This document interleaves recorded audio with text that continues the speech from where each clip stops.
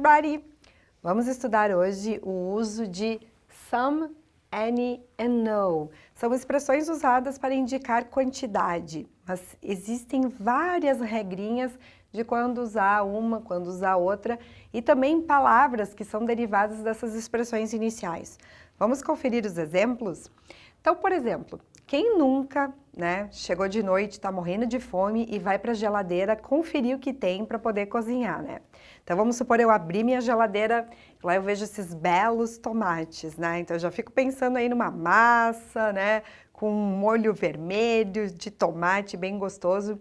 Então, eu verifico que eu tenho alguns tomates, Mas aí vai faltar alguma coisa especial, que são cebolas. Então, vamos dar uma olhadinha na frase que eu criei aqui? I have some tomatoes. Eu tenho alguns tomates. But I don't have any onions. Mas eu não tenho nenhuma cebola, eu não tenho cebolas. Então, aqui dá para ver bem a regra do uso do some e do any. O que acontece? Se eu tenho um verbo na forma afirmativa, eu vou usar o some para indicar essa quantidade.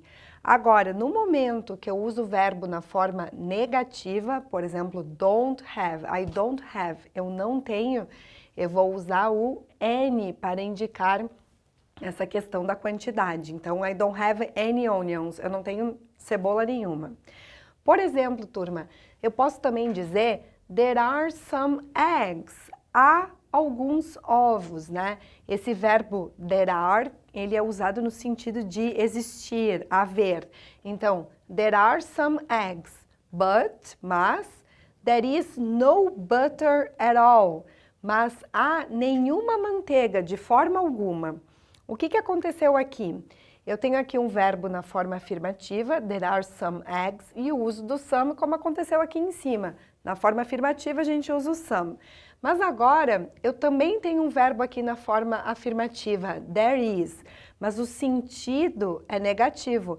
Então, eu vou usar o no para atribuir esse sentido negativo. There is no butter at all.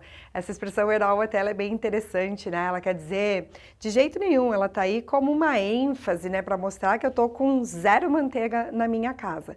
Então, recapitulando, eu vou usar o any com o verbo na negativa.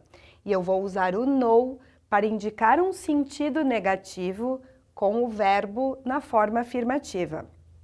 Então, aqui eu tenho mais alguns exemplos de palavras que também têm a ver com essa mesma regrinha.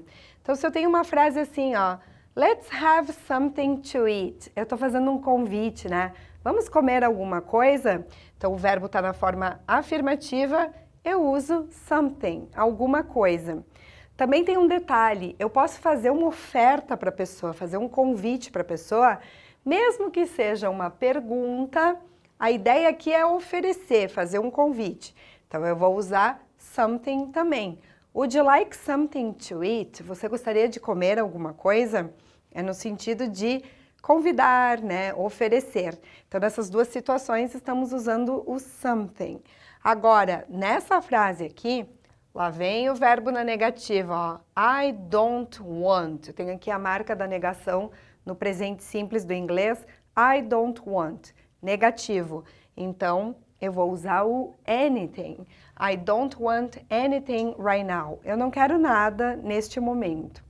Também, se eu fizer uma pergunta, por exemplo, eu estou em dúvida, será que tem alguma coisa que eu posso fazer para você, para te ajudar? Que é o caso dessa frase aqui. Is there anything I can do for you? Há alguma coisa que eu posso fazer para te ajudar, Eu estou perguntando, estou com uma dúvida, Então, quando eu tenho essa dúvida, eu vou usar o anything.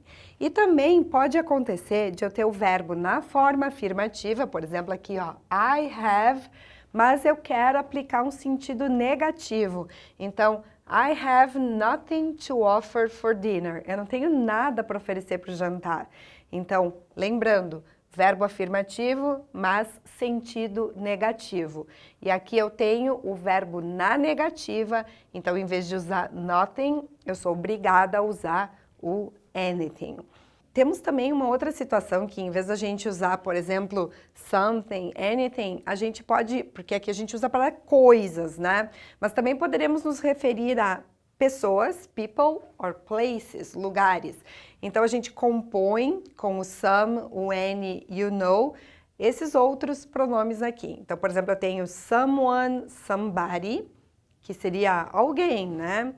Anyone, anybody, que daí seriam para as frases negativas e para as perguntas, né? Também, alguém. E por último, no one, separadinho, e nobody, junto, que seria ninguém. Para lugares, nós usamos somewhere, algum lugar, anywhere, também algum lugar, qualquer lugar, para perguntas e frases negativas. E temos o nowhere, que seria lugar nenhum. Então, dessa forma, eles obedecem a mesma regra que eu estava mostrando para vocês aqui desse outro lado. Se eu tenho uma frase afirmativa, eu uso, por exemplo, somebody. I see somebody on the streets every day. Eu vejo alguém nas ruas todos os dias. Ou, para frases negativas, a gente usa o any. Por exemplo, alguém bate na porta, né? E eu vou olhar, no, I didn't see anybody. Eu não vi ninguém na porta, né? E também a gente pode usar o no com o verbo na afirmativa, mas na forma negativa, imprimindo um sentido negativo.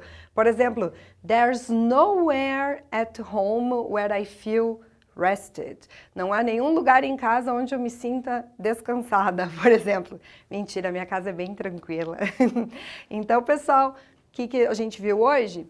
O uso de some, any e no, seguindo as regrinhas dos verbos na forma afirmativa, interrogativa e negativa, e também as palavras derivadas, como something, anything, nothing, someone, anyone, no one, somebody, anybody, nobody, somewhere, anywhere, nowhere, para lugares. Até a próxima, pessoal. Bye!